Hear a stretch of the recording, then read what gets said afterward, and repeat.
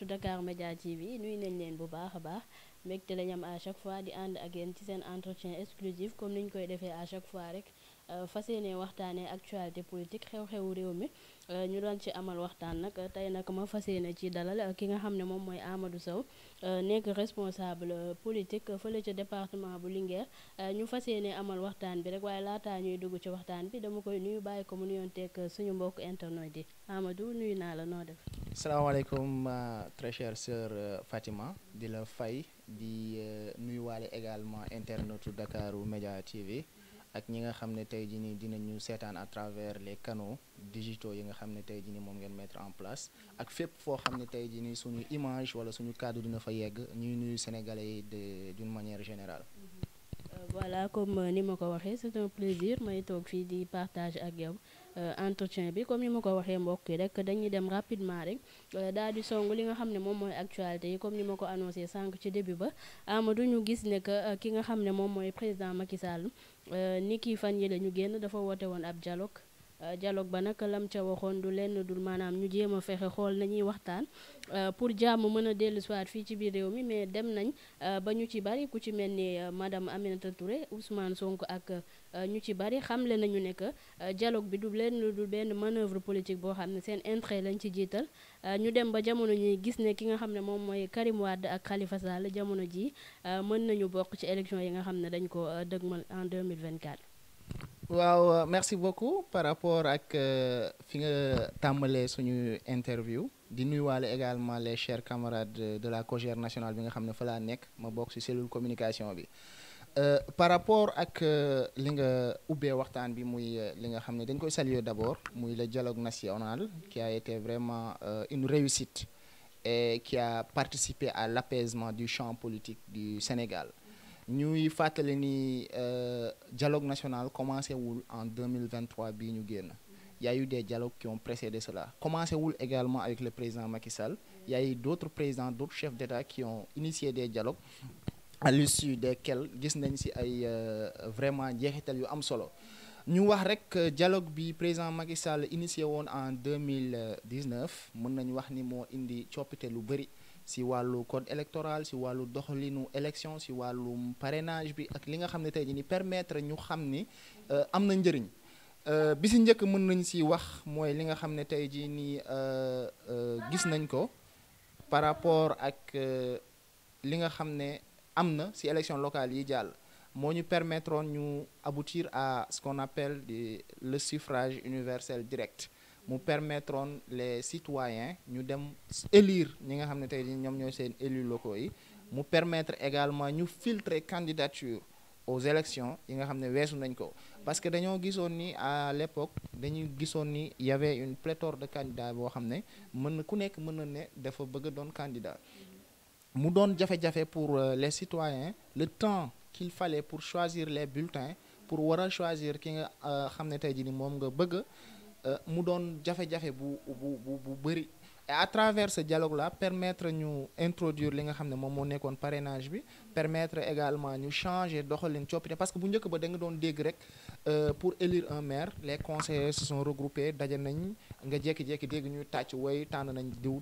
te xamoo ko yow mi si bokk si gox bi sax amaana xam nga ni kii amulul gox bi njëriñ maintenant il a fallu que dialogue boobu noonu pour ñu ñëw si li nga xam ne moom mooy permettre citoyen bi mu dem choisir dialogue boobu tamit permettre na ñu résoudre lu bëri à part les cas Khalifa et qui sont récents et Karim Wade ñuy wax ni rek loolu yëpp si dialogue bi la jógee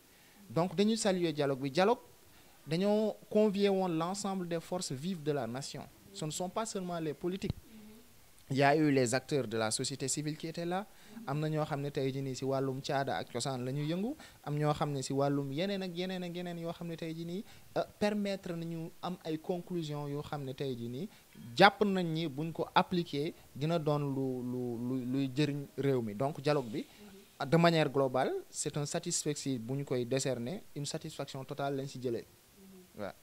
Voilà comme ni nga ko waxee am nga ci droit nekk satisfaction bu mag ngeen ci jëlee mais bien avant dialogue bi ku ci ne xam na ne maanaam dafa bari woon ay polémique yu ci bari ku ci nekk aussi doon joxe li nga xam ne moom mooy sa avis comme ni ma ko waxee sànq. Madame Aminata Touré dès ba ñu ne maanaam annoncé ne que dialogue national dina am rek moom dafa njëkk a xamle ne que waa PDS ñoom ñoo fexe waxtaan ak ki nga xam ne moom mooy président Macky Sall pour xëy na mën a def li nga xam ne moom mooy seen waxtaan jéem a xool nu ñu def ba Karim Wade mën a bokk te dem nañ ba gis ne que moom Karim bokk na te gis nañ problème aussi yi nga xam ne moom la amoon ak justice. waaw xam nga ku nekk selon position bi nga féetee analyse boobu ngay am.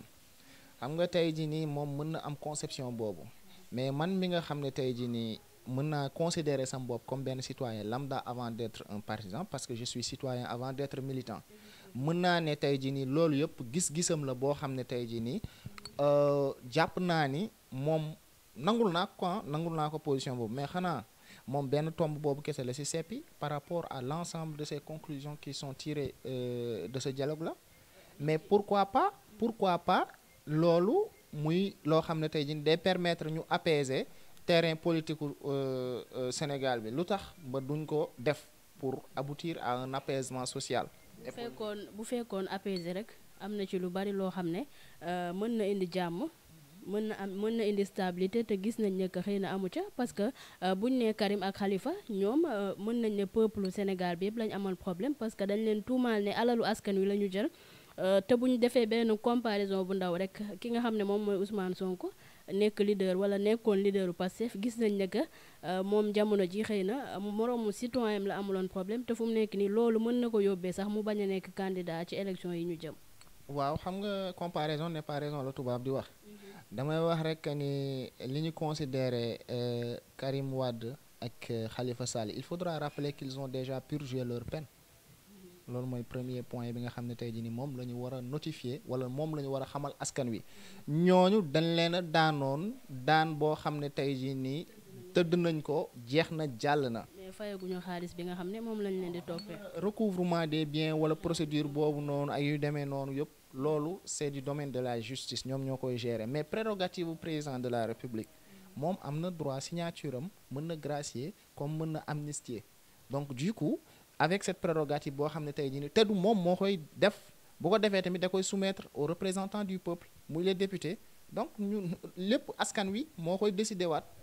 loi dogguma la loi d'amnistie jàpp nga ne loolu lu raisonnable la pour ñu def ko fii ci biir réew mi. waaw mais président de la république constitution may na ko lépp lu constitution may président de la république c'est que dafa raisonnable. mais loi d'amnistie buñ ko defee fii ci réew mi ku ne xam na ne jamono ji ñu toll luubal gi yaa ngi koy dégg fu ne. te loi moom ku ne xam na ne du tey nga koy def rek mu yam tey mais après da lay topp est-ce que aussi loolu amul lum ñu nar a jural ci réew mi parce que tamit képp koo xam ne dañ la fal ne la yow dañ la jiite li ñu bëgg mooy nga liggéey au moment où askan wi am ci yow confiance yow yaa ngi làqatu di lekk alalu askan wi après suba nga jóge fi mu nul askan wi perte est-ce que loolu aussi c'est raisonnable. waaw sa point de vue boobu mën naa ko partager ak yow. parce que tamit ñun ñëpp ñoo bokk bëgg-bëgg ñoo bokk gis-gis mooy aboutir à un mieux-être social aboutir à un développement de notre pays sur tous les plans nag muy fànn bu nekk mais dañuy rappeler ni que rek dafa am ay pàcc yoo xam ne pàcc exécutif géré par le président de la république dafa am lu ko constitution may prérogative yu ko constitution may am fu mu yem tamit am feneen fu tàmbalee foo xam ne tey jii nii mooy législative ce sont des représentants du peuple qui sont là-bas ce n'est pas le président qui conditionne ou bien qui dicte son li mu bëgg c'est-à-dire que foofu ce sont des représentants du peuple élus au suffrage universel direct par des citoyens par les populations qui vont vraiment juger ñu xool ba xam lii ñu teg sur la table est-ce que lii buñ ko defee dina am njeexital ci askan wi wala lan la mën a jural askan wi ñoom nag ñoom ñooy juger à ce moment précis tamit ñoom ñooy décider s'ils vont faire passer la loi ou s'ils vont la bloquer waaw donc du coup foofu lay kii. voilà mi ngi noonu comme ni nga ko waxee jamono ji ñu gis ne aussi dialogue maanaam bu ñu nee dialogue ne waxtaan dafa am lu bari loo xam ne daf ko war a ëmb te à chaque fois moom président booy dégg ci ay kàddoom da ngay sentir ne que xëy na moom Sénégal moo ko ñor jàmm Sénégal moo ko ñor au moment où ñu gis ne que y a trop de détenus politiques yoo xam ne jamono ji ñu ngi ca prison ba te gis nañ ne que dialogue bi Cheikh Bamba Dièye daal dina ci àddu pour ñu fexe xool libérer ñi nga xam ne ñoom ñooy détenus mais boobu ba léegi gisuñu mu am benn suivi liñ ci gis daal mooy Karim fu mu ne nii ak Khalifa ñoom la ñu bëggoon am nañ ko. waa 2 points yooyu peut-être moo si gën a génn xam nga lu ñu naan sortir la tête de l'eau des fois dafay am ñaari point yoo xam ne c'est en gras. dañuy revenir en arrière tuuti par rapport ak li nga njëkk wax par rapport au président de la République c'est un homme d'État que nous portons au cœur et qui porte le Sénégal au cœur donc du coup moom yitteem yëpp pour Sénégal am jàmm la pour Sénégal dal la pour Sénégal avancer la pour Sénégal jëm kanam la loolu mooy yitte président de la République. loolu da nga koy jëfee sa askan xam ne kii li muy woote effectivement lu dëgg la ci moom. waaw fa laay ñëw par rapport à ce point bien précis am na loo wax léegi ba wax ci affaire détenu politique non il faudra que ñu mettre au clair certaines choses ou certaines notions gis nga détenu politique ak koo xam ne dafa poser des actes yoo xam ne c'est répréhensible par la loi xam nga ñun dafa am lu ñu tënk benn charte boo xam ne moom mooy la constitution qui est composée de loi yoo xam ne tey jii nii ñun ñëpp nul n'est au-dessus de la loi tey boo xoolee ñooñu lu ñu leen reproché ñu ci bëri boog lan lañ leen reproché ay kàddu yoo xam ne tey jii nii mën na taal réew yéen ñëpp dégg ngeen ko te jàpp naa ni tamit sénégalais. bëgg a défendre cause bi wax ne que détenu politique amul. défendre ma man damay je suis sur les faits au fait ci factuel laa nekk dama bëgg ñu waxtaan rek te teg ko ci li nga xam ne tey jii mooy les faits xam nga ñun ñëpp. avant ñuy avancer détenu politique am na fii ci Sénégal wala amul balaa ñuy avancer. boo may rek xëy na dinañ ci yegg journaliste yi nag dañoo garaaw dañ lay galgal rek xam nga li ma la wax sànq dama ne la dafa am loo xam ne ñun sénégalais yi suñu nopp yaa ngi fii suñu bët yaa ngi fii tegee ñuy dégg di gis di lire li nga xam ne tey jii ni moom la ñuy def ci réseaux sociaux surtout muy canal boo xam ne dafa dem ba doon une brèche bu ñu ubbi par rapport à la situation de déstabilité wala d'instabilité du moins de déstabiliser le pays gis nañ fi ay kàddu yoo xam ne taal nam réew gis nañ fi ay kàddu yoo xam ne xotti na warma kilifa diine yi gis nañ fi ay kàddu yoo xam ne yu ñagas yu ñu jëmale ci président de la République qui est une institution. kàddu yi ci ban côté la jógee rek ci citoyens yi ñu jàpp dama man defuma coloration politique dama jàpp ni citoyens yi nga xam ne tey jii nii ñoom ñi nga xam ne dañoo tënku ci yoon ñooñu la yoon dal seen kaw. Maintenant par rapport aux faits aux délits qui leur sont reprochés loolu justice moo ci def li nga xam ne tey jii nii war na ko def na ko ba léegi nag bu ñu bëggee képp koo xam ne tey jii nii wax nga loola neex wala jëf nga loola neex yaa ngi saaga yaa ngi xaste yaa ngi woote pour ñu taal lu ñu yàq ak li ñu perte tey jii nii en vies humaines lan moo ko waral ay kàddu yoo xam ne yëkkati nañ ko woote ko jëmale ko ci ay ndaw wala jëmale ko ci ay nit taal leen diw taal leen kër diw taal leen yooyu yëpp xam nga. taal leen bien sûr. moom moo aboutir loolu mooy conclusion fi nga xam ne tey jii nii moom moo tax ñu téye leen. bien sûr loolu kenn du ko cautionner parce que nit ki kenn amul droit toog fi nga toog ne nañ leen taal diw nañ leen def lii mais dañuy gis ne que xëy na ni mu amee ci côté opposition bi noonu la amee aussi mouvance présidentielle parce que da ngay gis koo xam ne xëy na position moo ko permettre wala xëy na doole bi nga xam ne ñu ngi koy wax ne que à chaque fois moom nga am.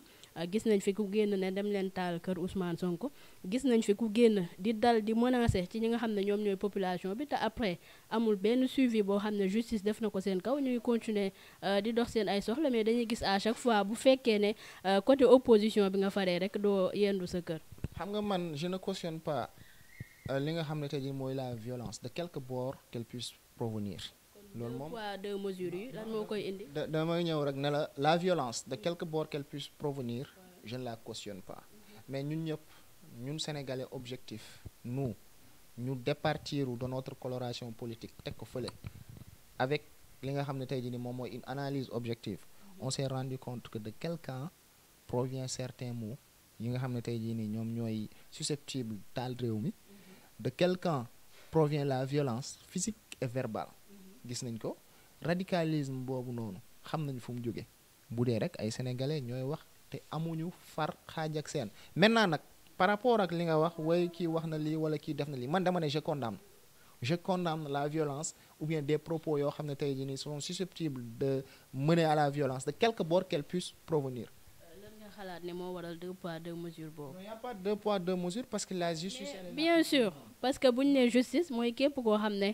nekkoo ci yoon ñu teg la ci yoon mais kii juum na dama koy bàyyi mu def lu ko neex kële juum na après dama koy teg loxo. non man def naa ni tey jii nii man buñ ma citalee tey buñ ma nee 2 poids 2 mesures daf may jaaxal gis nga la justice sénégalaise elle est impartiale, elle est indépendante, elle est vraiment très efficace te mu ngi def li nga xam ne tey jii nii moom moo war. Gis nañ nag gars yi bëgg étiqueter justice waaye justice malléable, justice manipulée et cetera seen position politique moo waral ñuy def loolu ñuy wax loolu. Qu'est-ce qui justifie le fait que ñu gis ne que maanaam kii juum na mais xëy na dafa am benn lien rek ak koo xam ne mi ngi mouvance présidentielle après dara fekk ko ci parce que gis nañ fi ay cas yu bëree bëri. Comme par exemple un exemple. bari na buñ ne maanaam kaawu taal ngol-ngol mi nga xam ne génnoon na ne dem leen taar kër Ousmane Sonko. ñu jóge fa gis nañ Dof Ndeye après mu taxaw menacé sénégalais wax lu ko neex après dara fekk ko ci cas yi buñ koy lim defe naa ne duñ fi jóge mais li jaaxal askan wi c'est pas parce que le fait que nit ki juum na wala def na appel à l'insurrection teg nañ ko loxo loolu jaaxalul askan wi mais le problème en est que lan moo tax ñuy jàpp ñi di bàyyi ñële. non xam nga ni boo nee ñuy jàpp ñuy bàyyi ñële c'est comme si que ñoom dañoo def délit yoo xam ne tey jii nii ñoom ñoo tolloo kii te defuñu li war. Par rapport ak ñi nga cité léegi nii ñi nga cité nii léegi muy ñi nga xam ne taal ngol-ngol yow yaa ma koy soog a wax sax je suis pas vraiment informé de ces propos man dama ne la à l'entame de mon propos par tout à l'heure que je condamne de quelque bord qu'elle puisse provenir la violence ou bien ñi nga xam ne tey jii ñoom ñooy inciter à la violence. Maintenant nag par rapport aux positions wala ak ki nga xam ne tey jii mën na nekk en réponse aux propos yoo xam ne tey jii gis nañ fi ñu bëri ñoo xam ne. bu Cheikh Yérim Seck bi yëg nga ko j'espère. Même s'il faut tuer 90% de la population, l'essentiel, nañu régler cas Ousmane Sonko. Attention à ces propos. Cheikh Yérim Seck n'a jamais dit qu'il faudrait tuer 90% des Sénégalais. Même s'il faut. La loi est dure, mais elle reste la loi. Pour veiller au respect de notre République, de la loi, il faut vraiment que nous, malgré tout ce qu'on peut faire pour y arriver, dañ ko war a def c'est-à-dire que ñu bañ a rek jàpp ne bu ñu jàppee diw non même s'il faut. loolu man dégg naa ko yow dégg nga ko keneen dégg na ko. je partage cela parce que tout simplement yéen analyse bi ngeen am wala interprétation bi ngeen am ci propos yooyu noonu mën naa jàpp ne peut-être c'est une interprétation erronée excusez-moi du terme erronée dans la mesure où parce que tout simplement moom li mu wax intention bi mu ko waxee ak contexte bi mu ko waxee il faudra tamit ñu contextualiser propos yi bi mu koy wax dafa ne. léegi yow lii nga wax lu tax mënoo ko nangul ci ñeneen ñi ngeen xam ne aussi ñoom dañuy def appel nee ngeen appel à l'insurrection lañuy def te jéemoo une analyse jéemoo ne xëy na peut-être ci contexte bi ñu nekkee moo. mooy ñëw appel à l'insurrection mënuñ ko contextualiser parce que tout simplement c'est l'État qui est là. L'État ak le gouvernement sont deux choses différentes. Il faudra faire la part des choses. La politique elle passe mais les institutions restent. L'État est composé d'institutions yoo xam ne tey jii nii elles sont là pour veiller à ce qu'on appelle le bien des populations, leur sécurité, également le vivre ensemble boo xam ne tey jii nii moom mooy permettre ñu vivre en société. Loolu ñoom ce sont ces outils-là, ce sont ces appareils-là qui sont là. Par rapport ak nag politique gouvernement mën nga am position bu différente. Moi je peux avoir une position qui est différente de la vôtre boo xam ne tey jii ni partagé wuñu ko mais mën nañ ko def sans pour autant ñu aboutir à ce qu'on appelle animosité wala yu demee noonu parce que tamit différence d'opinion ne veut pas dire forcément adversité boo xam ne tey jii nii day aboutir à des liens yoo xam ne dañ koy perdre wala yu bëri yu mel noonu donc nañu xam ni l'État est différent du gouvernement c'est pas de la politique donc moo tax nag lépp loo xam ne dafay déstabiliser État kàddu boo xam ne day déstabiliser État wala jëf joo xam ne day déstabiliser dëkk bi ak réew mi dañ ko war a punir moom nag si ñëpp man j'ai été catégorique là-dessus te defe naa ni tey jii nii man de mon côté si ñi ma xam wala li ma gis camp bi ñu féetee doo dégg mukk ñu ne taal leen institution yi taal leen banque yi taal leen kër responsable diw taal leen Auchan yi taal leen marché yàq leen BRT yi parce que état bi wala gouvernement bi moom mooy defar loolu à travers la politique du président Macky Sall donc duñ defar ba pare di yàq donc ñun loolu c'est insensé appel à l'insurrection boobu mënul jógee suñu camp présidentiel c'est impossible parce que mënoo defar ba pare di woote pour ñu yàqal la loolu mënul nekk. bien sûr comme ni nga ko waxee mu daal di nekk lu am solo ba tey rek ñu continuer gis nañ ne que moom Ousmane Sonko gannaaw bañ ko tegee loxo ba tey ni ki vendredi 28 bi ba tey dafa commencé li nga xam ne moom mooy grève de la faim. Après par la suite ñu teg loxo ki nga xam ne moom mooy journaliste boobu Pape Alé Niang ba ci Cheikh Bara Ndiaye fu mu nekk nii ñoom ñëpp ku ci nekk rek dañ la mujjee rawale hôpital ndax xëy na jafe-jafe yi nga xam ne ñu ngi koy jànkonteel ba tey est-ce que jàppoo ne que ci yooyu yëpp mënuñu ko tuddee maanaam détenu politique wala xëy na liberté d'expression bi nga xam ne nit ñi waroon nañ ko am fu mu ne nii amatuñ ko ba loo wax rek après ñu ne la kaay. waaw xam nga liberté ne veut pas dire wala démocratie ne signifie pas anarchie ba lu la neex wax ba lu la neex jëf ñi nga tudd ñooñu muy à commencer par Ousmane Sonko Cheikh Bara Ndiaye Pape Alé Niang ak ñeneen ñëpp dama bëgg ñu delluwaat ci seen kàddu yoo xam ne yëkkati nañ ko ci seen action ak seen acte yoo xam ne tey tamit posé nañ ko moo waral la loi yoon dal seen kaw. loolu mooy première chose sont des citoyens comme tout le monde hein. Ils ne sont pas extraordinaires à un point qu'ils soient vraiment exempts de justice wala yu demee noonu donc tey jii nii ñoom buñ leen bu yoon dalee seen kaw lu war la au vu des actions des actes et des propos qu'ils ont sortis donc loolu déjà c'est un par rapport nag ak seen position seen grève de faim wala yu demee noonu grève de la faim ñun de dégg nañu Ousmane Sonko muy wax muy conseiller ay militants yoo xam ne tey ñu ngi woon prison ne leen bu leen grève de la faim parce que baaxul te jàpp naa ni moom muy woote ak yu demee noonu xam na ni grève de la faim loolu c'est se torturer soi-même. mais ba mu demee ci prison ba wax na détenu politique yëpp ñu def grève de la faim ba gis nañ ne que ñoom commencé woon nañ ko ba gis nañ am na sax ñu ci piqué crise ku ci mel ni Hannibal. xam nga moom du bulet avant muy dem prison woote na fi nit ñi ne leen génn leen mu jaral leen seen bakkan mortal combat donc bu woote waatee prison tamit ne leen jaral ngeen dee pour man wala ngeen dee pour leneen ak leneen loolu ce sera pas une surprise pour nous. mais woote bi aussi du surprise ci ñun parce que buñ nee Sénégal yaa ngi koy wax léegi dafa am loo xam ne non dafa am xëy na ñu ci bari ñoo xam ne politique moo demee noonu ndax gis nañ ba ci président Macky Sall di toll moom dane woon ndaw ñi dem leen palais déloger ki nga xam ne moom mooy maître Abdoulaye. Ce ne sont pas les propos du président Macky Sall encore une fois de plus président Macky Sall bi muy wax loolu dafa ne buñ ko gagné la condition le conditionnel si le président Abdoulaye Wade est battu aux élections et qu'il refuse de rendre les rênes nous allons le déloger loolu mooy condition bi te tamit nag boo wax na déloger wala non mais lan mooy condition bi lan moo jiitu c'est-à-dire que phrase bi jiitu dafay am solo buñ ko gañee te génnul dinañ ko génnee ji loolu yoon. lan moo tax bu njëkk ba li ngeen nanguloon président Macky Sall jamono ji ñu koy bañal ki nga xam ne moom mooy Ousmane Sonko te opposant la woon jamono jooju kii nekk opposant mais à chaque fois bu yëkkatee ay kàddu ngeen ne lu tax mu wax lool te gis nañ ne que moom aussi ba mu ca tolloo mu ngi doon wax ne ndaw ñi génn leen. waa xam nga man daf may neex toujours di waxaat ci président Macky Sall d'ailleurs je lui rends un vibrant hommage pour la décision historique bi nga xam ne tey nii jël na ko muy une fierté pour nous malgré le fait que ñun bëggoon nañ mu def candidat pour la continuité ou pour aboutir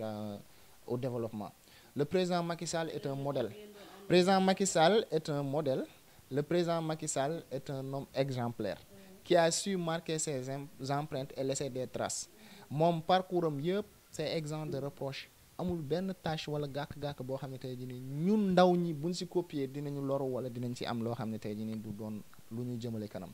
Parcours am politique ba muy nekk étudiant ba nekk DG ba nekk ministre ba nekk premier ministre ba nekk président assemblée nationale il a échelonné dafa jaar ci suuf màgg ba am ci station ultime bi nga xam ne tey jii nii mën nga ko occuper ci réew muy président de la république ba muy def conquête pouvoir tamit dafa am fu mu jaar les faits sont là les vidéos les archives sont là amul fenn foo xam ne tey jii nii à part le combat qu'il avait mené à l'époque et avant que le conseil constitutionnel ne se prononce la doon mené combat bi ginnaaw bi conseil constitutionnel joxe décision am ni président Abdoulaye Wade mën na candidater pour une troisième candidature il a tout laissé il est parti faire le tour du Sénégal encore une fois de plus il a fait 2 fois le tour du Sénégal avant de venir bi gars yi di xeex wala yu demee ne moom ngi wër réew mi jox ñëpp cër nag jox ñëpp worma bi war ba gagné ba tey jii nii yàlla jox ko li nga xam ne de jikkoom de moom bokk na si lu tax ñu tànn ko def ko suñu leader ànd ak moom ba tey jii nii te mosuñu gis si moom te loo xam ne tey jii nii de rëccu nañu ànd bi ñu ànd ak moom le président Macky Sall parcours am ak parcours bon je dirais pas les arrivistes wala yu demee noonu parce que mënoo jóge ci syndicalisme benn kii ñu parachuté la nga bëgg a ñëw politiquement pour ay affaire de fayantoo wala yu demee noonu nga jàpp ne politique loolu la politique ce n'est pas du syndicalisme boo xam ne te ni radicalisme bi ñu gis politique ay idée la politique vision la politique c'est un projet bien déterminé bien défini boo xam ne moom ngay vendre à la société ñu adopté ko épouser ko ngeen ànd si nga am njeexital nag si réew mi. jàpp ne Ousmane Sonko logique wala ni muy politiquer nekkul politique bu baax. bon je voudrais pas faire un procès moral par rapport à ces agissements mais ñun ñëpp gis nañ ces actes sont aux antipodes déjà de la démocratie de la stabilité amul fenn foo xam ne tey jii ni kàddu la buy apaiser wala buy woote jàmm wala buy defar en quelque sorte depuis qu'il est sorti en tant que politicien donc du coup c'est normal nag parce que la politique c'est une science hein, on dirait. buñ la bëggee galgal politiquement parce que gis nañ président Macky Sall fu mu jaaroon ak Karim jaar fa ak Khalifa moom aussi ba muy doog a dugg ci langue politique gis na la mu ko jaral daal di koy dàq foofu noonu ci impôt et domaine ak yooyu yëpp est-ce que aussi bu fekkee ne que am nga foo bëgg yegg doo xëy na am fi nga jaar ak ki nga xam ne parce que nag munoo ne maanaam man damay politique te du ma am opposant wala état la te du ma am opposant non opposition moom mooy poutre bi sous-tendre stabilité réew république loolu mooy li nga xam ne tey jii nii moom moo koy équilibré par rapport au début de Ousmane Sonko man bëgguma sax vraiment di ñëwaat si yooyu noonu di si wax wala yu demee mais puisque vous m'interpellez là-dessus dama siy wax gis nañ ni il a été radié pour faute boo xam ne tey jii nii boo prêter serment am na yoo xam ne waroo ko doxal ku mënul respecter serment am si li nga xam ne tey jii nii moom mooy fi ñu la embauché wala yu demee noonu ah te saa yoo génnee li ko yóbbee yëpp ñaari mbir la tànkam ak gémminam kàddoom tànk ji moo dox dem feneen kàddu gi moo wax mu génn ñi jib loolu yëpp loolu rek ko yóbbee li mu am mais wax ku ne xam na ne politicien boo ko teree wax moom parce que wax aussi ku ne xam na ne Joko Madior ak sànni ay trac ci politique la bokk. waaw xam nga politique déjà mën nañ ne y a 3 P qui composent la politique les 3 P sont d'abord la présence politique il faut être présent sur le terrain la parole politique faaw nga communiquer faaw nga wax mais politique aussi y a un autre P la patience da ngay muñ doo forcer doo ñëw rek ne bëj da nga bëgg wala yegg fi nga bëggee te jaaroo fi nga war a jaar. da nga jàpp ne day forcer. non mais c'est-à-dire que day forcer dama jàpp ne moom peut-être amul entourage boo xam ne wala staff boo xam ne tey jii nii ce sont des politiciens aguerris mais ce sont des personnes yoo xam ne je respecte beaucoup ah ñi nga xam ne tey jii nii bokk nañoo ak moom parce que j'en ai des amis peut-être am nañ xam-xam ci seen fànn mais amuñu xam-xamu politique. ak kàngam yi nekk Pastef yëpp. dama ne am nañu ay kàngam des têtes am nañu ay docteurs des professeurs et cetera mais ñoom amuñu xam-xamu politique du caaxaan de c'est une science bañ nañ ko ba dañ koy jàngal université ne science politique voilà donc ñi ko wër nag secteur boobu lañu lajjee quoi secteur politique bi. naka nga gisee kàddu yi nga xam ne Cheikh Ahmed Tidiane Niass daal dina ko yëkkati nekk Khalife Léona Niassène nekk carrément un gouvernement sans opposition ni nulle part te buñ nee Sénégal dañ naan démocratie mais dañuy gis ne que dafa mel ni moom président Macky Sall bëggul am wujj daal comme niñ koy waxee koo xam ne gis na ne mi ngi ci kanamam rek dalay galgal ne la puusal na la. non mais y a une opposition d'abord au Sénégal peut-être opposition radicale boobu noonu moom la ñu bëggoon a imposer nit ñi ak pensée unique bi ñu jàpp ni loolu mooy opposition alors que opposition bu fi am doole dañ lay farenale parce que gis nañ doole bi nga xam ne amoon na ko fii ci biir réew mi. opposition mais moom Idrissa Seck moo ko ëpp doole Idrissa Seck c'est le chef de l'opposition d'ailleurs actuellement c'est le chef de l'opposition qui est venu deuxième aux précédentes élections donc du coup opposition baa ngi fii ba tey te mu ngi nii nekk ci opposition il y a d'autres opposants yoo xam ne ñu ngi fii nii mën nañ ci citer ay ñoom Pape Djibril Fall mën nañ ci citer ay ñoom Thierno Alassane Sall mën nañ ci citer ñoom Aïda Mbodj ñeneen ak ñeneen Khalifa Sall opposant la. du xeeb du xeeb leen wala minimiser leen mais ñooñu même bu fekkoon président day dem ci langue ja def 3e mandat ñooñu mënuñu ko empêcher wala mënuñu ko toll fenn qu'on se dise la vérité quand même. question de xeeb xam nga dañuy jaawale xam nga ñooñu déjà ñoom ñoo jiitu ci langue politique bi ñoom ñoo gën a xam lan mooy politique xam nga politique ak activisme bokkul. Il y a des activistes avec un projet avec benn xam ne tey jii nii moom mooy argument yoo xam ne dañ ko faire valoir pour jiite réew mi donc ce sont des opposants par contre il y a des activistes et des syndicalistes yoo xam ne dañoo ñëw ci langue politique bi jàpp ni loolu mooy politique alors que tel n'est pas le cas avec un discours violent un discours agressif jàpp ne tey jii nii ñoom loolu mooy politique alors que ce n'est pas ça la politique elle est saine à la base et l'objectif final ou bien le but ultime de la politique c'est d'aboutir à un mieux-être de la population. mën nañ jàpp ne que selon yow Amadou moom Ousmane Sonko politique bi nga xam ne moom la yor nekkul politique bu baax malgré da nga gisee ne askan wi ñu ci bari convaincre na leen ci discours yi nga xam ne mu ngi ko doon tenir. xam nga il faudra d'abord ñu remonter xam nga de Ousmane Sonko moi je l'ai suivi dès ses débuts je l'ai suivi au début il avait un discours technique boo xam ne moom la doon génnee la doon wax ay taxes woy ay impôts ay redevances di jaay ngand maayin xam nga te xel gars yi naan woy les universitaires naan suñu waajee ngi nii man économie laa jaar FASEG laa jàngee jaar fa ba am fa sama diplôme du coup mu doon discours bu technique boo xam ne tey jii nii y avait une minorité boo xam ne moom moo ko moomoon il était obligé de changer de réadapter cela mu ne kon ko lii doxul te man faaw ma am benn cible boo xam ne plus large faaw ma changer waat cible donc ce ne sont plus ces technocrates là ma cible mu ne naa xool ban frange tey jii nii moo gën a neex a manipuler wala moo gën a bëgg mbumbaay ambiance mu dem ci jeunes yi jaay leen benn discours boo xam ne tey jii nii discours genre révolution waaye je suis le révolutionnaire waaye je suis Thomas Sankara waaye je suis et cetera di leen jéem a jaay loolu indil leen tamit ci benn discours boo xam ne xam nga la jeunesse qu'on se le dise d'une manière générale conjoncture économique mondiale bi tax na ba y a eu des maux qui sommeillent en cette jeunesse là dafa am ay métit yoo xam ne tey jii nii mu ngi ci ndaw ñi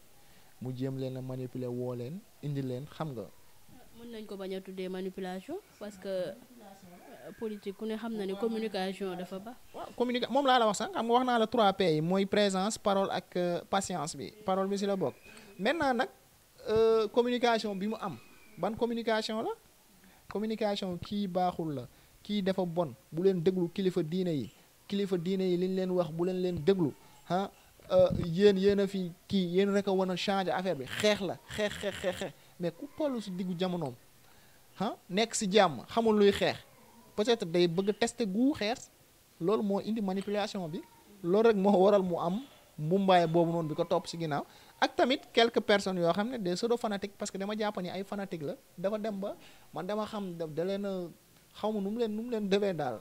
waaw xam naa ne daal. ce mot la noo ko tuddee fanatique ak lu mu mënti doon en tout cas même bu fekkee ne que selon yow nee nga méthode bi nga xam ne moom la yor di ko politiquer c'est pas bien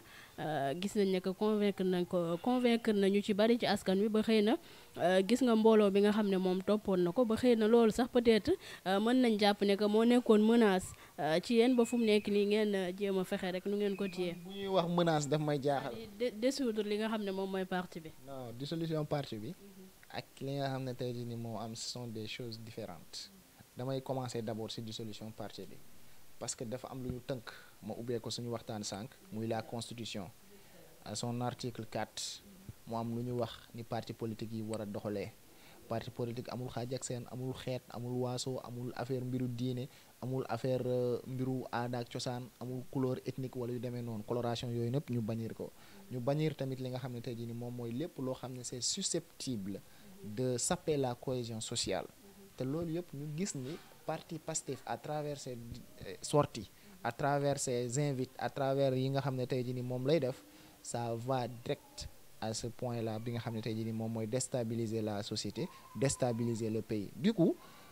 comme si charte boobu moo ñu tënk amay loi yoo xam ne tey jii nee nañ lii boo ko defee lii la ñu war a def dañ lay dissoudre donc dissolution boobu noonu te du président Macky Sall moo ko bind c'est-à-dire que dissolution bi commencé wul ak Pastef gis nañ fi ay parti yoo xam ne dissoudre nañ leen depuis bien avant ça. Parti Cheikh Anta Diop bi dissoudre nañ ko PAI dissoudre nañ ko ak yeneen dissoudre nañ leen. Donc du coup loolu la par rapport ak nag li nga wax tey jii nii mbooloo menace wala yu demee noonu d'accord, nous lui concédons le fait qu'il y a une frange qui a décidé d'épouser son idéologie entre guillemets. Mais quelle est cette frange? Il faudra tamit ñu xam ñan ñooy ñi nga xam ne tey ñoom ñoo topp Sonko. Xam nga limal naa la sànq ba wax la non si frange la bañ naa ba ne frange la. Société bi dafa am ay frange yu bëri yoo xam ne tey jii nii y a la frange de la jeunesse qui est là, y a la frange bi nga xam ne tey jii des désespérés, ñi nga xam ne tey jii nii on les comprend, ak ñi nga xam ne tey jii nii moom mooy li ma la wax sànq ay fanatique lañ quoi. loolu mooy ñi nga xam ne ñoom ñoo ko topp. Mais xam nga président à chaque fois day yëkkati ay kàddu ne carrément yéen ndaw ñi dégg naa leen te dégg boobu dañuy gis ne que après du am benn suivi. Xëy na ñoom moo tax ñu gis ne que discours bi nga xam ne moom Ousmane Sonko wala projet bi nga xam ne dañ ko dénommé woon muy jot na bi mu leen tegaloon ci table bi loolu ñoom doy na leen moo tax ñu topp ko. waaw am nga politique non minimiser wu ma xam nga minimiser wu ma parce que ku jël 3e tamit 3/5 tamit ñu fàttali ko parce que Madické Niang ak keneen kii nu mu tuddati Cheikh Issa Sall ñoom ñoo nekkoon ci kii bi donc du coup c'est normal que mu jël 3e bon 3e place boobu muy brandir 5 lañu woon Madické Niang moo nekkoon foofu ak ñeneen ak Cheikh Issa Sall bu pur du coup mooy loolu. Par rapport ak nag politique de jeunesse bi voilà foofu faaw ñu taxaw ci tuuti. Politique de jeunesse dafa am loo xam ne tey jii nii moom la ñu nemmeeku partout dans le monde parce que gis nañ ni le phénomène de l'immigration par exemple c'est par rapport aux politiques de jeunesse mi nga xam ne tey jii malgré le fait que injecté nañ ci lu bëree ba tey ça persiste et ce n'est pas seulement au Sénégal que ça persiste am na ci yeneen réew même dans les pays les plus développés il y a ce problème là. Problème politique jeunesse boobu noonu am na mais nag ñu fàttali li nga xam ne tey jii def nañ ko ci wàllum jeunesse bi emploi des jeunes avec xëyu ndaw yi ça c'est un phénomène boo xam ne tey jii gis nañ ni ça a résorbé li nga xam ne tey jii moom moo nekkoon chômage bi persistant woon bi nekkoon fii ci réew mi loolu yëpp ci ay mécanisme wala ci ay outils yoo xam ne président Macky Sall am na ko imagination boobu noonu def na ko te mu am jeexital ci askan wi. Parce que boo xoolee tey grande muraille verte boo xoolee tey jii nii waa UCG urbanisme ak yeneen ndaw yi fay liggéey loolu mosul am ci Sénégal mosul am ci réew mi donc du coup ce sont des choses à saluer wante nag doyul interpellation bi nag futur président bi lañ koy jox la jeunesse encore une fois la jeunesse bàyyi leen xel ci jeunesse bi. waaye c'est très important parce que ndaw ñu aussi ñoom ñëpp ñu ci bari. Xëy na la ñu bëggoon wala nañu bëggoon ñu assister leen loolu moo leen manqué ba te bu ñu gisee xëy na kuy indi yenn discours yoo xam ne mën na leen convaincre rek dañ ciy daal di ngooy bu baax a baax ndax gis nañ nañu sonnee ak chômage bi aussi na mu bëree ba tey rek ñu continuer ñu gis ne ki nga xam ne moom mooy Juan Branco nekk avocat français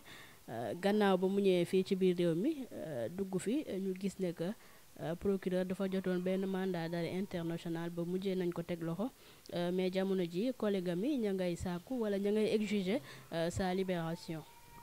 waaw ba on l'a d'ailleurs libéré sous contrôle judiciaire ñu expliqué ko délai ko rapatrié ko fii Juan Branco peut-être diversion la woon c'est quelqu'un qui a voulu être sous les feux des projecteurs pour pouvoir se faire un nom son travail comment parce que tamit dafa am loo xam ne tey jii nii même si am sa client war ko mën a défendre défendre son client ne veut pas dire s'attaquer à un pays am nga tamit réew faaw ñu waxante dëgg son client est partie intégrante de ce pays donc s'il manque du respect à ce pays déjà il manque du respect à son client loolu c'est un. Deuxièmement mooy procédé bi mu adopté wala boog tànk yi fi mu ko tegoon pour pouvoir vraiment se faire un nom il cherchait cela pour dire que ouais il est en combat contre il fait un bras de fer contre l'État du Sénégal lan moo tax mu intervenir ci c'est par rapport à ses propos déplacés yi nga xam ne tey jii nii teg na ko ci réew mi parce que tamit li ma lay wax sànq rek état ak réew dafa am nu muy doxee dafa mooy charte yoo xam ne peut-être moo ñu tënk au niveau international mais souveraineté bi tamit am na loo xam ne kenn du ko nangu ñu koy teg sa ndodd du coup loolu moo waraloon ñu refuser ko première fois bi mu ñëwee ñu refoulé ko bi muy dugg see waat tamit gis nañ nu mu dugg see donc c'était une provocation boo xam ne malgré tout cela wan nañ ko ni saa waay li nga def nii tegoo ko fenn te on l'a corrigé indi nañ ko teg ko loxo dugal ko rëbës fanaan loo ko fa ba muy ñibbi tamit tànku nañ la ñibbee. dogguma la mais est-ce que du woon benn piège boo xam ne moom bëgg na leen ko tàndar te defe naa ne mën nañ ne mujjee na ko am parce que ba muy dellu bu ko neexoon mu jaaree Mali mais dafa jaare fi nga xam ne moom mooy Mauritanie est-ce que du moom li mu bëggoon mooy ñu yéen wala xëy na ñi nga xam ne ñoom ñooy procureur ñu daal di koy teg loxo ba ca la mu ne woon wala logique ba mu ne woon mu mën ko continuer. fa mu mënti jaar dès l'instant que dugg na xam nañ ne mu ngi ci territoire Sénégal bi rek balaa moo génnaat dinañ ko teg loxo wala bu génnee tamit du sori loolu mooy li am. teg loxo bi est-ce que yéegul parce que ñëw na fi bokk ci conférence de presse bi avocat Ousmane Sonko doon amal dem na fi Pikine def ay doxantoom et tout. xam nga doxantu yooyu noonu yëpp am li ñu naan doxantu ay et cetera loolu yëpp c'est des yoo xam ne des rumeurs pour pouvoir vraiment alimenter les débats yu demee noonu am nga te même bu doxantoo même doxantu bi nu mujjee nan la doon def ah dégg naa sax ñu naan bu muy dugg si dafa déguisé wu en femme ba mu génn mu déguisé wu en mool bu xees bi xam nga loolu yëpp c'est des choses yoo xam ne day wane ni moom assumé wul li muy def. dafa ñemewul li muy def parce que bu ñemewul li muy def. li muy def weesul mu ñëw dugg fii te xam na ne boobu procureur jot na mandat d'arrêt international. mandat d'arrêt da ko émettroon mais c'est-à-dire que c'était pas un mandat d'arrêt international qui a été émis procureur moo ko réquisition la woon il avait requis un mandat qui n'était pas encore validé à l'époque à l'instant moom li waral ñu jàpp ko maanaam interdiction de fouler le sol sénégalais waru ko woon def. te bu mu ñëwee tamit li waral ñu gënoon ko jàpp mooy appel ak tamit discours bi nga xam ne tenir na ko loolu bokk na si lu tax ñu téye ko parce que tamit képp ku tenir discours boobu noonu même boo dul sénégalais ak koo mënti doon dañ lay teg loxo ba pare nag wan la ni saawaay qui que soit ak foo mënti jóge suñu réew nag dañ koy jox cër bi war loolu moo waral nag on a rétabli cela et puis aussi ça a été vraiment une chose boo xam ne c'est à saluer également la coopération entre les pays qui ont su vraiment diligenter cela ak tamit posture d'impartialité bi nga xam ne tey jii nii état bi am na ko si wan na nit ñi que ni fii képp ku mënti doon nga xees nga ñuul nga dëkk France nga dëkk Abidjan nga dëkk feneen ak feneen boo defee lu warul yoon war sa kaw. voilà fi ñuy jeexalee rek Amadou mooy moom président Macky Sall gannaaw ba mu convoqué ministre yi fële ca palais pour ñu xool kan la ñuy teg mu nekk candidat wu Benno Bokk Yaakaar gis nañ ne que boobu ba léegi moom président mënul woon sax choisir ba daf leen mujjee wax ñu dem ñibbi dans 3 jours après ñoom ñu waxtaan seen biir ba xam kan la ñuy teg ci kanam mu jiite mais fu mu nekk nii donte nekkagul loo xam ne moo avéré mais dafa mel ni fu mu ne nii Sénégal président Macky Sall Amadou Ba la bëgg a teg ci mbir mi ci kanam. bon avant tout d'abord balaa mooy ñëw ci choix bi nga xam ne tey nii jàpp nga ni moom lañ teg parce que c'est pas encore officiel génnagul dañuy rappeler rek que le temps du président de la République n'est pas le temps d'un citoyen lambda dafa may yoo xam ne tey nii il est informé am na ay information yoo xam ne da ko war a recueillir du ma ne casting lay def sa wala yu demee noonu parce que peut-être il va faire un choix boo xam ne da koy accompagner mu doon loo xam ne tey jii ñu toll ci situation bu inédite ñu am ay défis yoo xam ne tamit il faudra un bon choix qui pourra non pas faire l'unanimité mais au moins majoritairement qui sera adopté par les militants par l'ensemble de la coalition majoritairement je dis parce que à 100% mënta am parce que ñëpp mënuñu bokk bëgg benn mbir ànd ci à 100% même moom bi mu fi faloo sax am na ñoo xam ne d'accord ñu woon donc du coup pour pouvoir avoir un candidat pour toute une coalition il faut des paramètres yoo xam ne da koy tenir en compte par rapport au profil qu'il va choisir donc du coup loolu war na mën a jël temps mu xalaat ci waxtaan ci ak staff boo xam ne tey jii nii politique la wala ñoo xam comme le doyen Moustapha Niass que nous souhaitons à qui nous souhaitons longue vie également ak ñeneen ñi nga xam ne tey jii nii jàpp ne njort na ni tey jii nii bu waxtaanee ak ñoom la décision finale lui revient et aussi que ñu toll foo xam ne tey jii nii il veut une continuité il souhaite une continuité par rapport à ce que li nga xam ne tey nii tàmbali ne ko ci réew mi muy une vision le plan Sénégal émergent qui a hissé le Sénégal au sommet de l'émergence d'ailleurs que nous applaudissons tous defe naa d'accord nga ci ok maintenant nag le président voudra une continuité et pour cette continuité il faudra quelqu'un qui sache vraiment les rouages et maillages de ce plan-là ou bien de cette vision-là qui s'approprie qui connaît vraiment les contours de sa politique et qui est là. Donc du coup loolu mooy profil bi nga xam ne njort naa ni jàpp naa ni moom lay teg. Maintenant nag par rapport au choix bi nga wax choisir na Amadou Ba choisir na keneen ak keneen moi li ma wax rek président Macky Sall moom la choisir comme leader avec une déférence indéfectible, une déférence totale. Ma gis ni depuis bi ma ko choisir ba tey il ne m'a pas déçu. Donc du coup choix bu mënti jël dinaa ko accompagner et dinaa si def sama kéemtulaay kattan pour vraiment aboutir à un résultat probant boo xam ne ce sera la victoire lors des élections du 25 février 2024 inchallah. D'accord. Merci beaucoup Amadou, c'était un réel plaisir. Ma lay jaajëfal bu baax a baax bàyyi la aussi nga tàggatoo ko suñu mbokk internet yi. Merci beaucoup ma chère Fatima et également ki nga xam ne moom mooy gérer caméra bi et tout di la remercier di remercier say internautes si ñi nga xam ne tey jii dina la suivre à travers canaux yi nga xam ne am ngeen ko muy YouTube muy Facebook muy feneen ak feneen. Di remercier l'ensemble de mes camarades particulièrement Ibrahima Ba Gossas qui m'a mis en rapport avec vous d'ailleurs mais également ki nga xam ne moom mooy suñu kilifa. Si li nga xam ne moom la ñu bokk muy le coordonnateur national de la COJER Moussa Sow bi nga xam ne bokk na si ñi gën a tax tey jii ñu taq rip si politique bi di ko remercier waale di ko encourager di ko féliciter si li nga xam ne tey jii moo ngi koy def di remercier également ñi nga xam ne moom mooy waa département bi ma bokk leader yi fa nekk mais camarades également yi nga xam ne mooy jeunes yi nekk si COJER bi département de Linguère COJER national et partout et les camarades alliés de la coalition Benno Bokk Yaakaar di remercier ñëpp di la sant di la gërëm. Merci beaucoup. Ma lay remercier bu baax a baax Amadou Sow responsable politique du département de Linguère moom la sekkaloon tey waxtaan bi ma koy jaajëfal bu baax a baax waaye di leen jaajëfal aussi yéen suñu mbokk internet yi di jaajëfal Moussa mi nga xam ne moom moo nekkoon ci caméra bi di leen jox rek dig daje ci seen beneen entretien d'ici là portez-vous bien waaye laata loolu dee leen wéy di abonné ci Dakar Media TV.